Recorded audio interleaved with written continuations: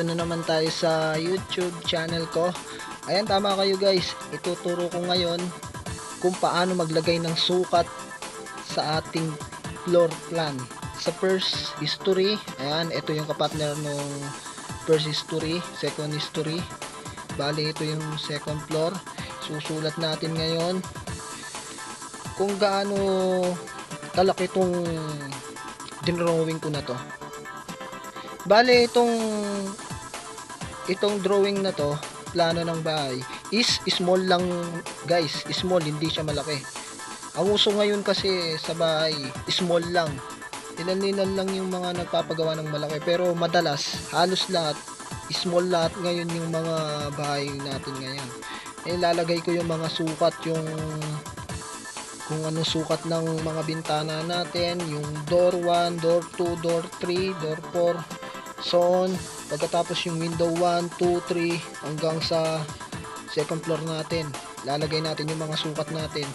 Pagkatapos kung ano yung sukat ng mga living room sa loob, dining area, yan, carport, ayan, yung mga banyo natin kung anong sukat, yan, pati yung balcony natin sa taas kung ilang sukat yan.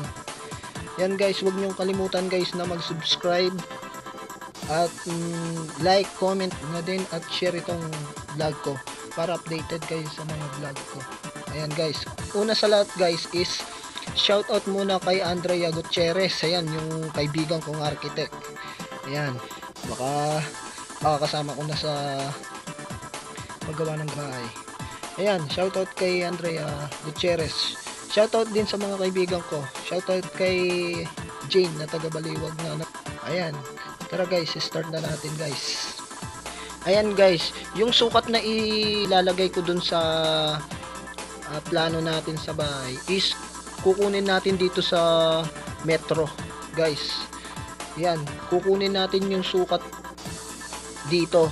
Yung mga sukat ng door 1, door 2, door 3, yung mga sinabi ko, yung mga balcony natin, yung carport natin, yan, yung living room, is kukunin natin yung sukat dito mismo sa metro. Yan guys, kasi pag gumawa ka ng bahay, dito mo talaga kinukuha. Yan, para pag kasi kinuha mo dito sa metro natin yung sukat, yun, nilalagay mo na lang dun sa plano mo para pagpagawa ka ng sarili mong bahay is titignan mo na lang yung plano mo, hindi ka na susukat ng susukat.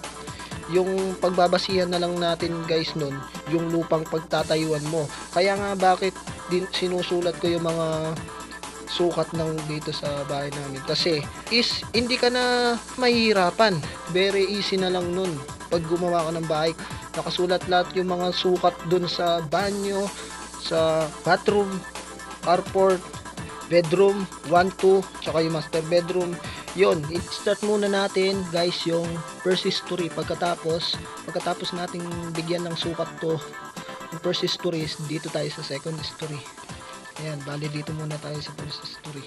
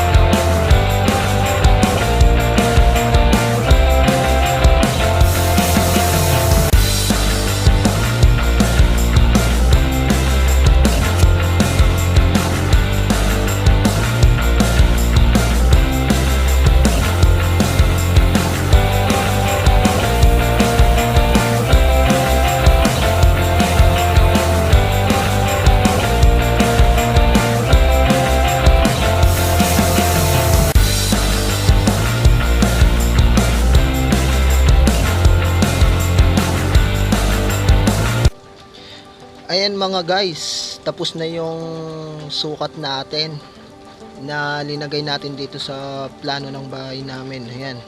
Guys, wag niyong kalimutan guys, dun sa marunong nagbabasa nito, small lang itong bahay na to, hindi siya malaki. Nasa 20 feet lang mga guys, yung mga dun sa mga nagbabasa, sa mga architect engineer.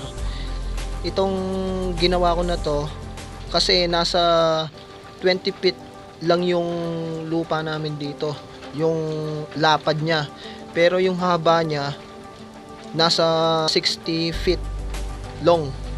Kaya ang design ko dito sa bahay namin, kung ayan, is nasa 20 feet lang talaga, nasa 20 plus lang yan. Kaya nga yung mga banyo natin, yung bathroom natin is maliliit lang talaga kasi binasi ko talaga guys yung sukat nito dun sa lupa namin. Kasi ito, dun sa mga nagbabasa, dito ko talaga kinuha yung mga sukat. Kaya napansin ninyo na mabilis ako maglagay ng sukat dito kasi familiar na yung lupa dito, familiar na yung sukat dito kasi sinukatan ko na talaga eh. Sinukatan ko tong lupa na to. Kinuha ko lang yung dulo ng lupa namin dito, yung kinatatayuan nung bahay namin. Pero hindi pa talaga siya gawa. Kinuha ko lang yung sukat para dito mismo sa mailagay ko yung talagang mga sukat niya. Yan din ang isang technique pag gumagawa kayo ng isang planong bahay. Kailangan sukatin nyo muna yung lupa. Sukatin niyo kung gaano kalaki yung ipapagawa ninyo. Ito sakto lang to. Pangmaliitan lang to, nasa 20 feet lang. Bali small na bahay lang to. Ayan guys. Sana itong vlog na to is makatulong sa inyo. Ayan, makikita ninyo dito guys, dito sa first story is ayan, lalos na sa mga nag-aaral, sa mga nag-uumpisa pa lang, makakatulong talaga to. Kasi ito talaga, kinuha ko talaga dito sa, hindi sa dun sa mga kailangan talaga dito talaga, lalos na yung mga architect. Ayan, lalos na si Andrea Gutierrez. Nako, kabisado niya to. Kabisado niya yung meter natin kasi trinangka ko nung minsan eh. Kaya yan, kailangan talaga guys dito. Kukuha kayo ng sukat dito. Yan. Ayan yung mga sukat na kinuha ko lang to guys. Yung sukat na to is feet. Kinuha ko sa feet, hindi ko kinuha sa inches. Yan, tandaan ninyo pag ganyan yung mga sulat natin, mga sukat natin is ako kinukuha ko sa feet, hindi sa inches. Kinukuha ko lang yung sukat sa inches pag sa mga door, tsaka window. Dito linagay ko lang feet lang yung kinuha ko dito sa window 1 hanggang 2, 4 hanggang 6. Ayan, nilagay ko rin dito. Ayan, 36 inches ang basa dyan. Ngayon is ayan, mas malaki kasi sa 36 inches sa meter is 90. Ayan, kita ko guys sa inyo, nasa 90. Ayan guys, ayan yung sinasabi ko guys, 36. Yan, kinuha ko sa inches yung mga door 1. Ito kasi door 1 natin is pinakamalaki talaga yan, yung main entrance natin, malaki yan. Sunod yung mga kwarto natin is nasa 32 or 80 meter. Yan, hanggang sa mapunta na tayo sa banyo is maliit na lang, palit yan guys, hanggang sa exit natin sa yan, yung sa mga banyo natin is 70 meter na lang.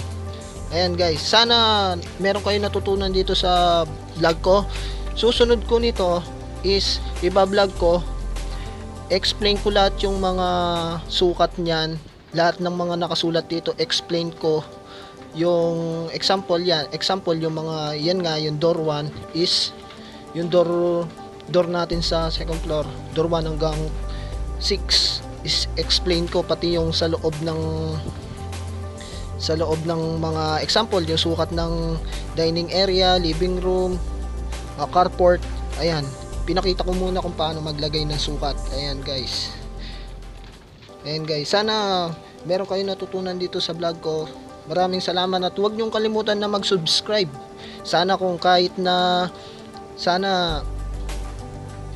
makatulong yung iba na kahit 1K subscribes. Pag sumweldo ako sa YouTube, ilalagay ko sa bahay ko yung mga sweldong naipon natin sa YouTube, kung saan susuportahan tayo ng mga kaibigan natin. Yan, kung sumweldo man tayo sa YouTube, ayan, sigurado ilalagay ko sa bahay namin. Sure yon. Basta sana pakisupport yung channel ko para marami pa akong vlog. Yan, maraming salamat sa inyo. Thank you.